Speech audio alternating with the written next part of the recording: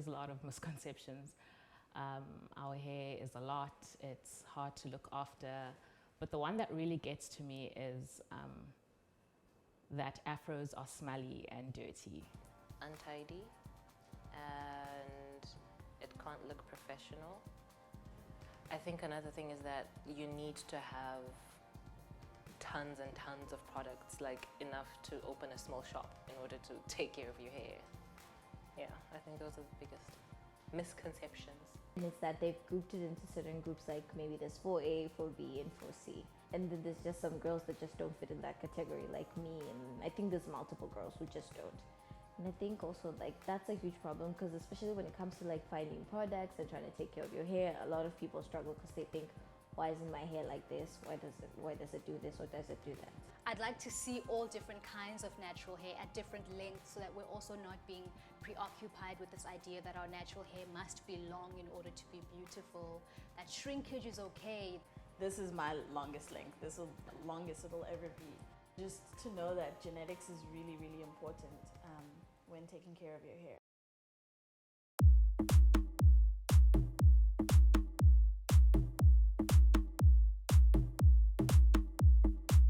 I was about 12 and I was getting ready to go to high school. And the high school I was going to, they wanted short hair only. I didn't want to go there, obviously. So I went there, and then when the barber was doing my hair, like when he was cutting off my hair, he started from the front and going back, and then as soon as I had a nice little bold spot, there was load shedding. So I had to finish my hair with the scissors. About 5 years ago, I was at the student res just taking my braids out, and this girl who lived on my floor was like, listen, I know a really cool way to take your braids out really quickly. So I was like, okay, bet. And she reached about like the center of my head, like right here at the top. And then she started using scissors. And then I was like, whoa, slow down, like you're gonna cut my hair out. And she's like, no, like this is a cool way, it's really quick. And I was like, okay. And then she kind of just did the snap.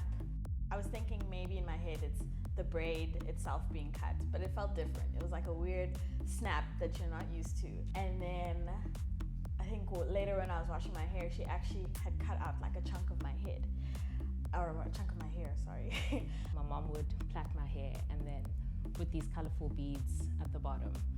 And I remember going to school one day and one of the kids were like, wait, were you born like this? Like, did your hair come with the beads on them?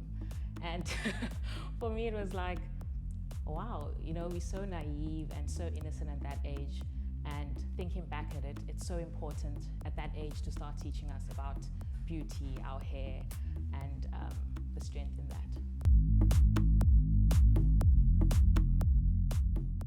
I didn't know anything about my hair. I remember I had a friend at high school who used to say, if you start using the same kinds of products that white people use in your hair, it will become like that. So we had to start going out and getting like the Pantene Pro Vs and the whatever it was.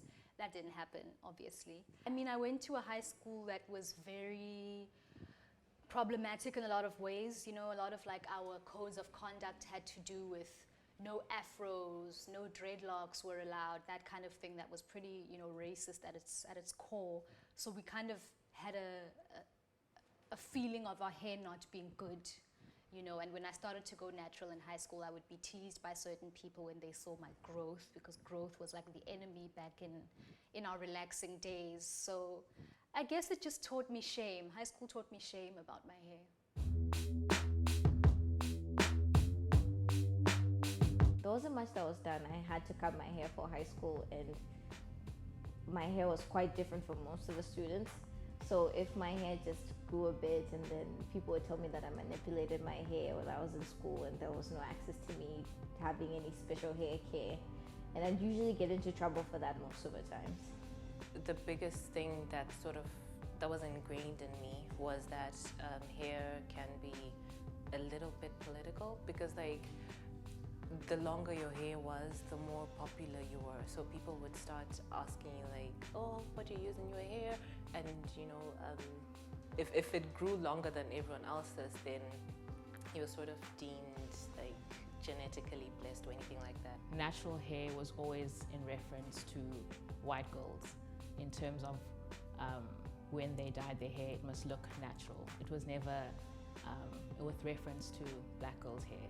Our hair was only tolerated, never like celebrated. It's, if it fit into a swimming cap, then great, let's move on. The only time our hair came into discussion was when it was too big for the white girl behind us that couldn't see the board. My family would always put emphasis on natural hair. Like even my dad would be like, nah, I don't like when you wear these wigs. I don't know what you're trying to look like some white people, but he was like, natural hair is important.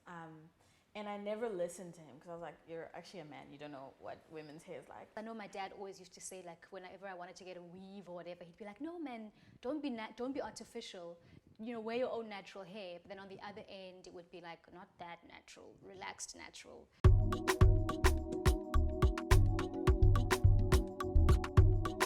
I had my hair relaxed from the time I was 6, so it was always kind of just expected that one would do that.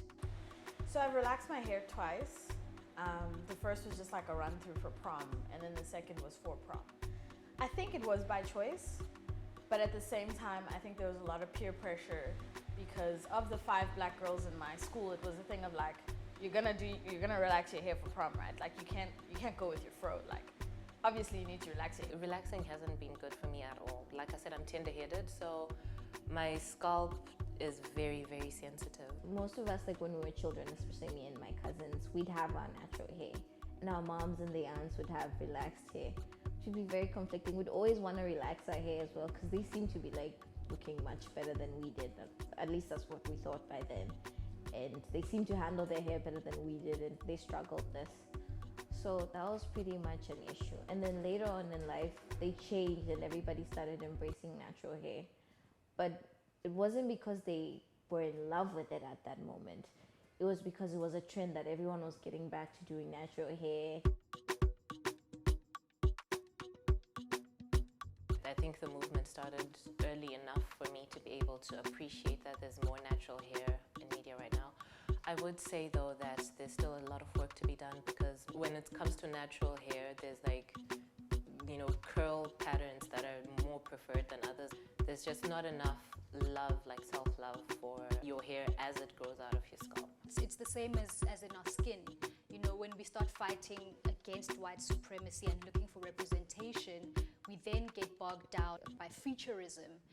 And yeah, the colorism does come up because then we're looking at light-skinned people and with certain features when you start looking at different shades of black and different ways that black can look. And I think hair is exactly the same. I think I never noticed black hair in media until I started seeing a lot of TV shows with predominantly black women and black directors. There's something really special about finding people who are like you. You feel like you're not alone. So not necessarily having it in films and movies, but representation in professional settings. For you to wake up one day and say, you know what, today I feel like wearing a wig. And that being perfectly fine. And us reclaiming our natural hair and having autonomy over that, deciding what we want to do with it. So that's what representation looks like for me.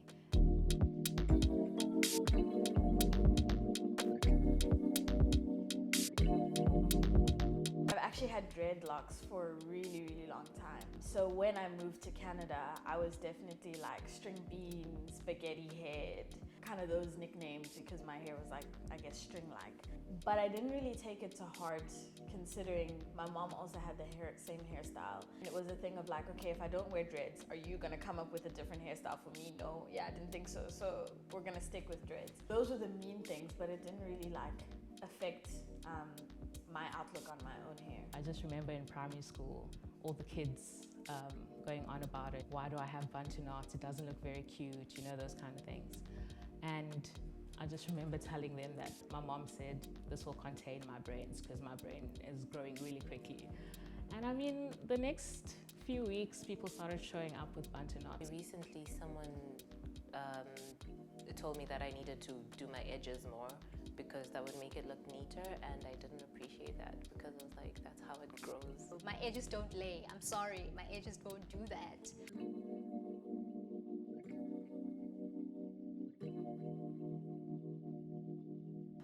I mean, if you have an opinion, it better be like informed. I've gotten to a point where I've very much accepted myself and accepted my hair. And I think there are people who are genuinely invested in misunderstanding, and you know they don't want to accept that natural hair is a beautiful thing. That's not me. I'm just this person with this hair. I'm not this hair. So definitely, I am not my hair. Mostly, it's really none of your business the way I wear my hair. I mean, it's my hair and it's my identity. Who are you to question my identity? It is personal. Hair is personal. It's people's identity. It's people's history. It's people's activism. So I don't wear my hair because of you and for you.